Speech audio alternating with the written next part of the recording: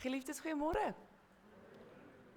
Dis heerlik om elkeen van julle vanoggend hier te kan sien en saam met ons te kan hê sodat ons werklik waar die Here se stem kan hoor en hopelik beweeg sal word deur sy Gees na nuwe plekke toe en nuwe plekke in jou hart en jou lewe. Geliefdes, kom ons bid saam. O Here, wat 'n wonderlike voorreg om by mekaar te kan wees.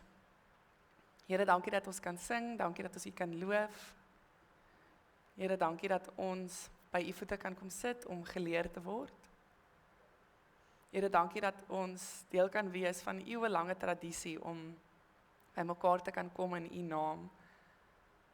Here, maar dankie dat dit ook meer is as net 'n tradisie, maar 'n behoefte in ons harte om in U teenwoordigheid te kom wees, om saam gemeenskap van gelowiges te wees, sodat ons gevoed kan word vir wat op ons wag hier buite. Here, so baie keer bekommer ons mors dood vir wat kan kom en wat as dit of wat as dit, Here. So baie keer is dit wat ons besig hou in die aande, ons wakker hou, wat ons uit ons werk uithou deur die dag. Hoe gaan ek hierdie maak of hoe gaan ek soontoe gaan? En U sê in die woord reeds vir ons dat U die een is wat ons help, dat U die een is wat by ons is. Dat ons nie te veel hoef te bekommer oor hierdie aardse dinge nie, Here, hierdie aardse dinge wat ons kop se besig kan hou. Here, daarom vra ek nou vir U om dit stil en rustig in ons harte te maak, sodat ons van al daai geraas dalk net 'n oomblik sal vergeet. Dat ons al weet, maar ons ander aspekte van die lewe ook, en dit is in U teenwoordigheid, saam met geliefdes, broers en susters in U naam. Here, dankie dat ons dit kan doen en sê, in die heilige naam alleen. Amen. Soos julle gesien het, en soos wat ek nou gesê het, het ons gemeente 'n stapklub begin. Nou nie net is ek vreeslik opgewonde daaroor nie, is altyd lekker as net weer energie loskom, maar ek is ook baie opgewonde daaroor omdat stap hierdie wonderlike praktyk is. Dit is nie net goed vir endorfine wat afgeskei word nie, dit is ook, kan wees, 'n diep geestelike ervaring. In terme van iets veral soos 'n pelgrimstog. Ek weet ons het al daaroor gepraat, maar die praktyk, die gebruik van stap het hierdie besonderse diep ryk geskiedenis van gelowiges wat stap. Om op pelgrimstogte te gaan is 'n groot deel van ons Christelike tradisie.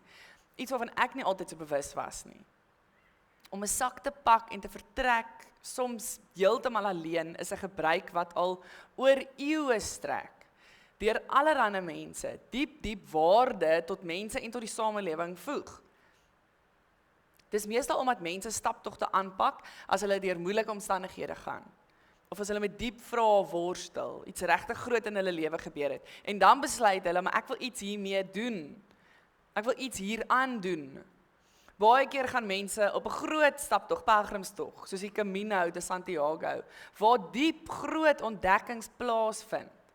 Die laaste paar jare daar natuurlik hierdie groot oplewing gekom in terme van pelgrimstogte met Caminos wat links en regs oppop. Die Kaapse Camino, die Karoo Camino, Caminos van hoop hier oral rondom ons. Het julle gesien die program van Ernst Grindling, Elders? Daar's nou een op kyk net wat so inspirerend is en mooi is. Nou natuurlik klink 'n pelgrimstog daar in die platteland van Frankryk of Spanje of Portugal idillies en dis redelik gewild om daar in die platteland te gaan stap vir 300, 600 kilometer. Maar om so te stap gaan nie noodwendig net daaroor om nuwe plekke te gaan ontdek nie. Dit gaan baie meer oor die ontdekkings wat jy binne in jouself maak. Hoe jy jou sien, jou kyk, verander, of bietjie modify. Hoe jy na die wêreld binne in jou aanpassings maak, sodat jou binnekant anders sal lyk, sodat jou idees en jou gedagtes, dit waarin jy glo, hoe jy dink, bietjie sal ondersoek en uitdaag. Dis wat gebeur as jy op 'n pelgrimstog gaan, dis wat kan gebeur as jy op 'n pelgrimstog gaan. Veral as dinge in jou lewe en jou wêreld 'n bietjie verander, of as dinge vir te lank dieselfde gebly het. So ek het voorstel, selfs aanmoedig om een of ander pelgrimstog te onderneem. Dit verg natuurlik bietjie voorbereiding, maar as mens so iets aanpak, veral met die idee om God te gaan ontmoet in daai oomblikke, dan is enigiets moontlik, dan is die mooiste goed moontlik. ek sê dit nou tong in die kies, maar ek kan in 'n sekere sin nie wag vir my midlife crisis nie, want dan kan ek en Edu die Camino gaan stap. Mense stap al vir jare en jare. En om dit te doen, veral omdat jy 'n poging aanwend om God te gaan ontmoet, dan gebeur daar iets.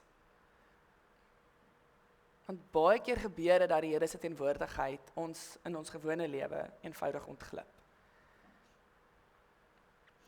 Kom ons gesels oor ons teksgedeelte wat ons vandag gaan saam lees. Johannes 14 vers 1 tot 14 gaan ons saam lees. Johannes 14 vanaf vers 1.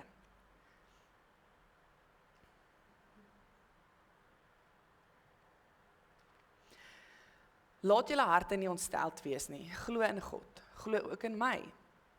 In die huis van my Vader is daar baie woonplek. As dit nie so was nie, sou ek dit vir julle gesê het. Ek gaan om vir julle plek voor te berei. En as ek gegaan het om vir julle plek voor te berei het, kom ek weer en sal julle na my toe neem, sodat julle ook kan weet waar ek is. Julle ken die weg na die plek waarheen ek gaan. Thomas sê vir hom, Here, ons weet nie waarheen U gaan nie. Hoe kan ons dan die weg ken? Jesus sê vir hom, ek is die weg en die waarheid en die lewe. Niemand kom na die Vader behalwe deur my nie. As julle my leer ken, sal julle ook my Vader ken. En van nou af ken julle hom en julle het hom reeds gesien. Filippus sê vir hom, Here, wys ons die Vader en dit is vir ons genoeg.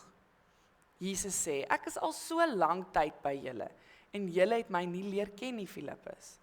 Wie my gesien het, het die Vader gesien. Waarom sê jy dan, wys ons die Vader? Glo julle dan nie dat ek in die Vader is en die Vader in my nie? Die woorde wat ek vir julle sê ek nie uit myself nie, maar dit is die Vader wat in my bly en sy werke doen. Glo my dat ek in die Vader en die Vader in my is, of glo dan op grond van die werke self. Amen, amen, sê ek vir julle, wie in my glo, hy sal ook die werke doen wat ek doen, en hy sal nog groter dinge as dit doen, omdat ek na die Vader toe gaan. En wat julle in my naam vra, sal ek doen, sodat die Vader deur die Seun verheerlik mag word. As julle iets in my naam vra, sal ek dit doen. Ons lees net tot sover. Wat ons nou hierso pas gelees het, is hierdie oomblik tussen Jesus en sy disippels voor Jesus se dood. Hulle voer hierdie gesprek met hom sonder om die gevolge heeltemal te begryp van dit wat nou gaan gebeur. Maar hulle probeer, nê? Jy sien so of amper hierdie worsteling tussen hierdie mense en Jesus. Maar wat gaan nou regtig gebeur? Dit is vir my so interessant. Daniel het nou hy weet nou van Jesus en God, en elke kort, juist gister toe ons nou stap na ons koffiekie, daaglikse Saterdag koffiekie toe, dan sê hy vir my, Mama, is Jesus God? Dan sê ek, ja. Dit iets het daar in sy kop nou vasgesit en hy wonder, is Jesus God? Ja, en dan vra hy nou niks verder nie, maar hulle wonder ook oor dit. Hulle verstaan nie mooi wat hier gebeur nie. Hulle verstaan nie dat wat Jesus gesê het nou regtig gaan gebeur nie. Hulle is in hierdie oomblik waar dinge nou anders is as waaraan hulle gewoond is, of op die punt om anders te gaan wees as waaraan hulle gewoond is. Anders as wat hulle dit sal wil hê. En so, wanneer Jesus dan nou met hulle praat in hierdie oomblik, is sy beginpunt om hulle vrees en hulle verwarring oor die toekoms te erken. Hy sien dit, hy vat dit, hy doen iets daarmee, hy probeer iets daarmee doen. Hy sê vir hulle, hou op om bekommerd te wees. Hy sien hierdie manne, hulle harte is nie rustig nie, en hy sê, okay, hou op om ontstel te wees.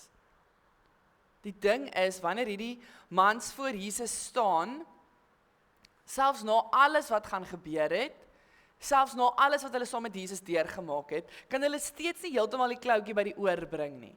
Hierdie boodskap van Jesus, wat een is met die Vader, en van God, van die skrifte, en Jesus wat hier voor hulle sien, dis vir hulle baie moeilik om dit alles te verstaan, en te glo, met rede. Hulle wil weet, maar hoe werk dit, en hoe pas dit alles in mekaar? Want hier lyk dit nie of hulle heeltemal verstaan nie. Nou moet ons verstaan, hierdie is mans wat alles gelos het wat hulle gehad het. Hulle het hulle gesinne gelos, hulle ouers, hulle huise, dalk 'n werk, drome wat hulle vir self gehad het, hulle het dit gelos, om Jesus te volg. En nou dat hulle weet goed gaan verander, nou voel hulle natuurlik verlore. Omdat hulle hom nog nie ten volle ken nie. Omdat hulle nie ten volle verstaan nie.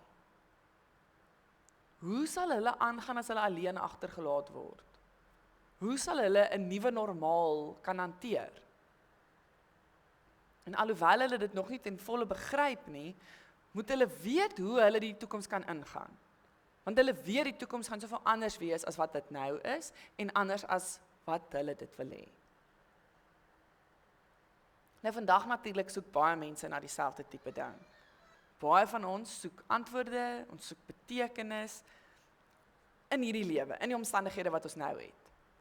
Ons soek betekenis en antwoorde in die kerk, en ons geloof in spiritualiteit. Ons soek 'n spiritualiteit, 'n geloof wat ons heel kan maak, en wat ons in 'n gemeenskap met die Here kan bring. In gemeenskap kan bring met dit wat rondom ons aangaan, wat ons nie altyd so lekker verstaan nie. Na Jesus se dood sal hierdie disippels deur emosies van verlies en hartseer en verlange gaan, en as gevolg van die liefde en die verhouding, die vriendskap wat hulle met Jesus gehad het. Hulle sal sy afwesigheid ervaar, en natuurlik sal dit vir hulle moeilik wees. En daarom kom Jesus met hierdie woorde, maar moenie net julle harte daardeur ontstel word nie. Glo in God. Glo ook in my. Ek gaan na my Vader se huis toe, waar daar baie plek is wat ek gereed gaan maak vir julle. Ek sal dan terugkom na julle toe, sodat julle ook kan weet waar ek is.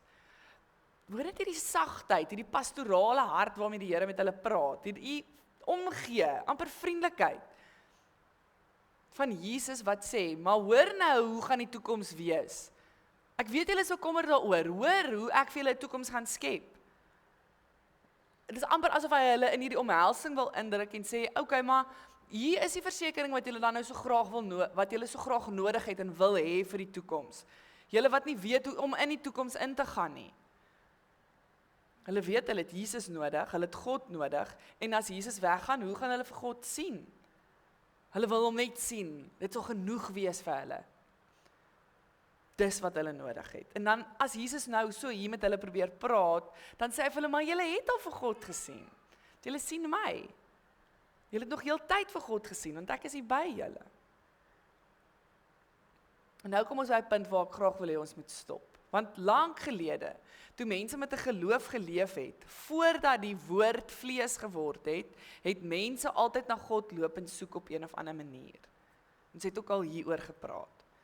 Ons het gelees van drome en visioene, ons het gehoor van profete, innerlike stemme, ongeag die kultuur van die mense, van tye voor ons, het mense op een of ander tyd dit gesoek en reg gekry om die Here se stem te hoor. Want die behoefte was nog altyd daar. Dit is hierdie integrale deel van ons geloof, om die Here te beleef, om die Here te sien, om die Here te erken, te herken. Noag, Abraham, die heilige volk van Israel, almal van hulle, oor allerlei tye, het mense probeer nog altyd om die Here te ontdek, te kry, te sien, te probeer verstaan, te hoor. Sommige sal dit nie sê nie. Sommige sal dit altyd wil sê, maar ek wil die Here se stem hoor. Ek het nodig om die Here se stem te hoor. En toe word die woord vlees. En Jesus het vervulling gebring na al hierdie verskillende paaie wat mense al geloop het om God te sien. En Jesus kom sê, al hierdie verskillende maniere, profeseë, al hierdie verskillende tekens en werke en drome, Jesus het dit nie kom vernietig nie, hierdie maniere wat mense gehad het om God te hoor. Jesus het dit nie kom wegvat nie, hy het net gesê, ek bring dit in vervulling. Julle wat so God wil hoor en sien, ek bring dit in vervulling. Hoe? Deur aarde toe te kom. Deur die woord wat vlees geword het. Nou as julle die Here wil hoor en sien en verstaan, dan kan julle maar net na my kyk. Dis wat Jesus kom probeer doen het. Dis wat hy deur sy lewe op aarde kom doen het. Deur 'n weg van deernis en liefde en nederigheid na die Here toe oop te maak. Vir almal, vir enige iemand, vir swakkes, vir nederiges, vir verlorenes, vir vergeetes. En Jesus sê, al wat jy nodig het, om God te hoor, te sien, is om na Jesus toe te gaan. As jy na die Vader toe wil gaan, kom na Jesus toe. Met 'n hart vol vertroue, sal hy jou lei, begelei, na 'n eenheid met God.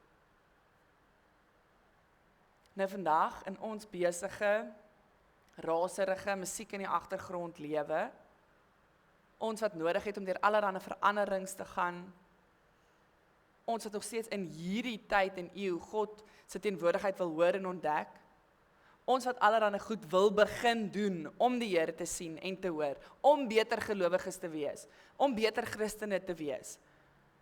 Ons wat probeer om ons lewe so te verander, sodat ons ook net die Here kan hoor en sien. Allerlei goed probeer en in ons lewe wil inwerk om 'n geesvervulde lewe te kan hê. Hierdie ideaal, hierdie uitdaging van waar ons lewens moet verander om die Here te ontmoet.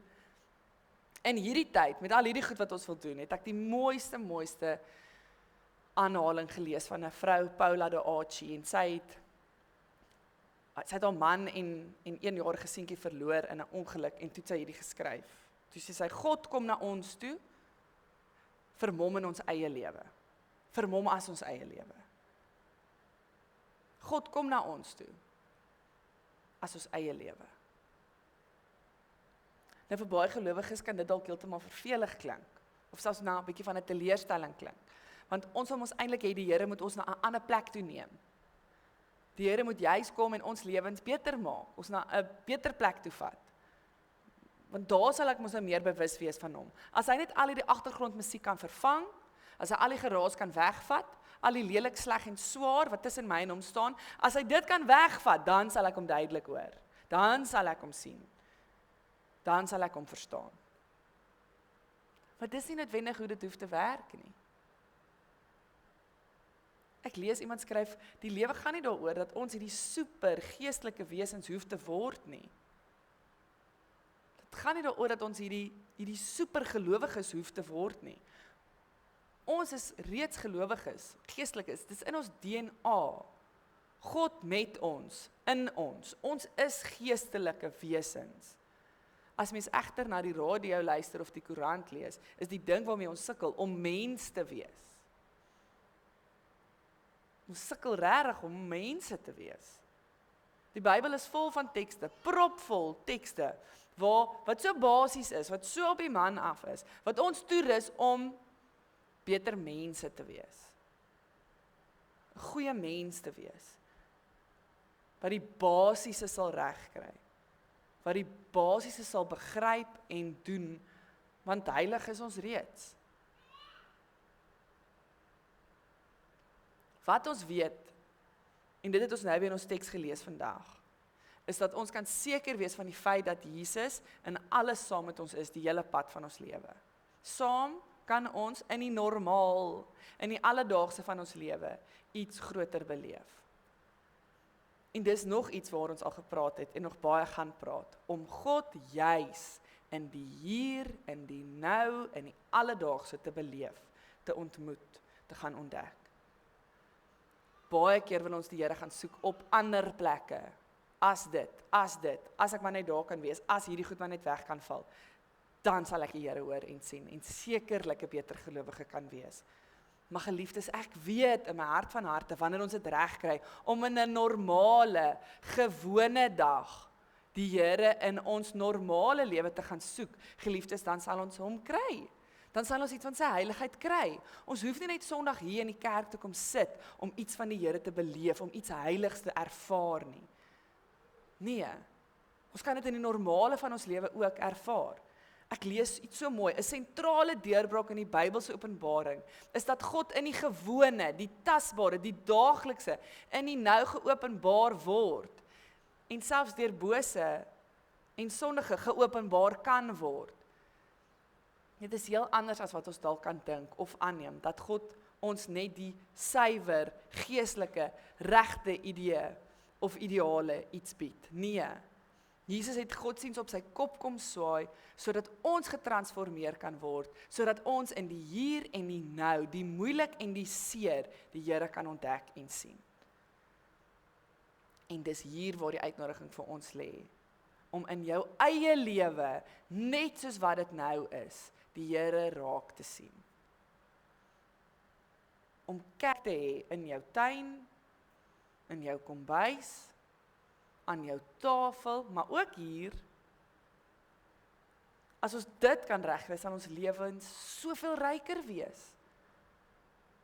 Sal jou kameraadskap, jou verhouding met die drievoudige God soveel meer wees.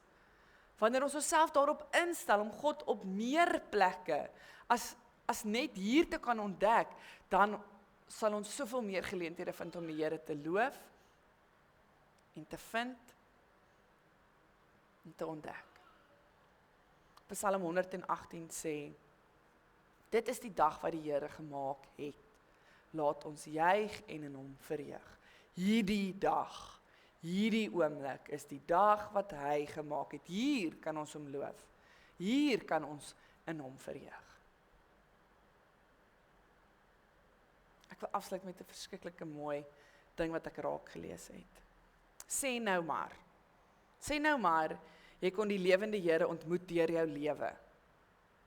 As oomblikke van sukkel, jou Sondag erediens kon wees. En elke oomblik van vreugde, 'n lofsang kon wees.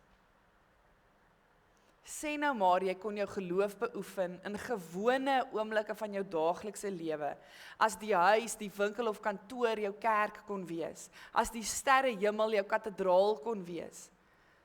Sê nou maar, geestelike dissiplines kon elke dag van jou lewe gebeur, as jou woorde, gedagtes en bewuswordings jou gebede kon wees, as verdieping in sport, musiek of brei jou meditasie kon wees. Sê nou maar, die water wat jy drink, die bad wat jy vat, of die see waarin jy spring, was vir jou heilige water. As die eenvoudige brood op jou bord vir jou heilige brood kon wees. As die wyn in jou glas ook die bloed van Jesus was. Sê nou maar, die lewe kon jou onderwyser wees, vriende en familie jou Bybelstudie wees, en die boek wat jy lees jou kom verras met die woord van God. As dit alles so kon wees, sou ons die lewende Heer kon ontmoet, sommer in ons eie eenvoudige lewe. Amen.